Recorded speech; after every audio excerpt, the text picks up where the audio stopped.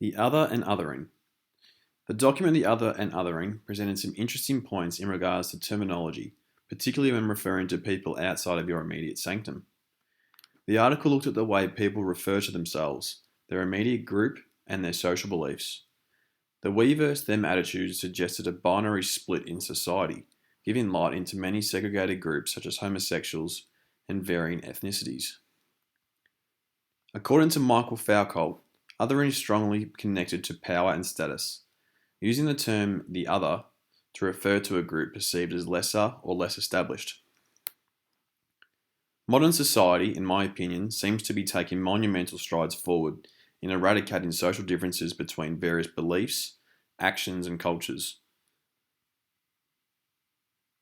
This has seen the introduction of many laws embracing sexual orientations, freedom of choice, marriage equality, cultural awareness, and many others. Othering and discriminating is still very relevant in today's society. However, forceful attention is being placed on eradicating such behaviours, allowing a world of peace and freedom for people to be whoever they choose to be. The Stolen Generation, a monumental event lasting 60 years between 1910 and 1970, created a segregation between Aboriginal and Indigenous community members. The movement was reasoned by white seniority, placing inferior labels on the Indigenous populations. These children, who were taken from their native family and institutionalised, were forced to accept white culture, adopt a white name, and identify themselves as white people. I would now like for you to hear a few of their stories. Howard Edwards. The story described by Howard Edwards, a senior-age Indigenous man, is a sad one at best. A young man who was institutionalised at a young age, sexually taken advantage of, and found himself in trouble with the law. He became homeless early in life, turning to drugs as a means to participate. Now living with mental illness, Mr. Edwards outlines the medication required to tame his mental demons, something that is all too common within society nowadays. However, the experiences Mr. Edwards and modern society, for the most part, are worlds apart. It ponders the question around mental health and whether or not the medicine used for treatment has been an effective one over the years. Bill Simon.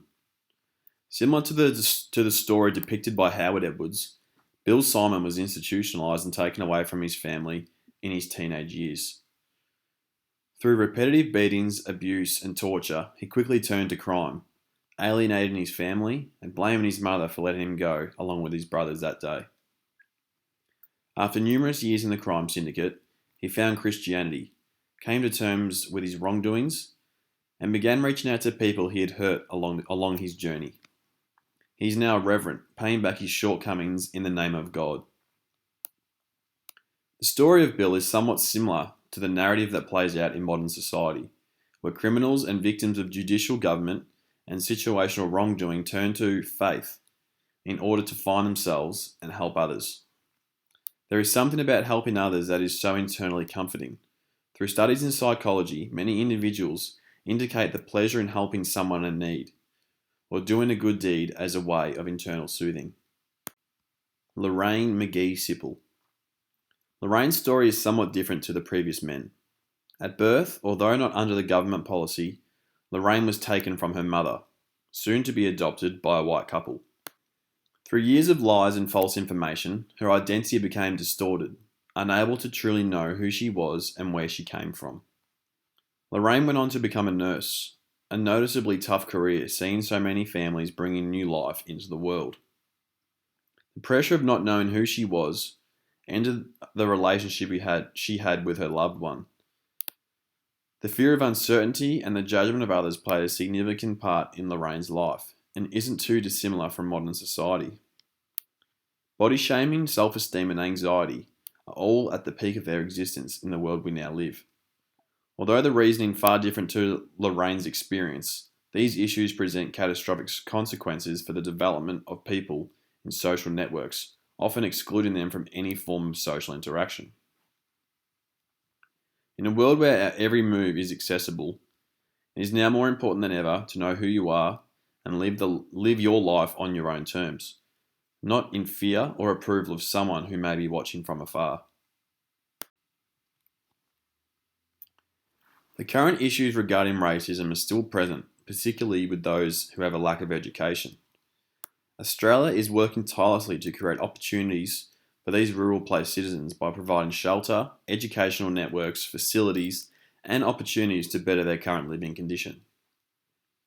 Although contradictory in nature, modern society is seeing a similar shift in biological diversity, as many people are transitioning from one sex to another. The ability for an individual to make such changes is indirectly linked to the change in attitude society has adopted since the stolen generation. This opportunity to be whomever you identify as presents a great opportunity as well as a monumental downfall.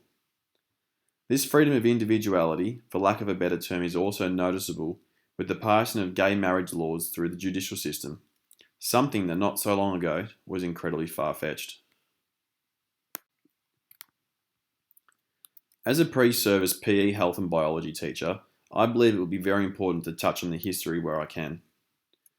As Australia is a very AFL popular nation, there are plenty of popular Indigenous athletes who may serve as a perfect lead-in to the conversation. As a teacher, it is also important to sharpen the vocabulary of younger individuals, eradicating terms such as other, as well as changing their attitudes towards varying cultures. Eliminating the notion of a lesser perception of cultures is also important. The hierarchy in which some view other cultures is still present, and it is important to educate on the level playing field and opportunity that everyone in this country has. Growing up in a predominantly white neighbourhood in Melbourne, I was totally blinded from the situation faced by Indigenous members through this era. I had exposure to their culture through AFL. However, aside from that, and through my education, I don't recall any form of understanding about this topic. I think it should definitely be entrenched into the curriculum for high school students. It is an important part of Australia's history for all the wrong reasons. Personally, I don't believe I have ever been racially biased towards someone.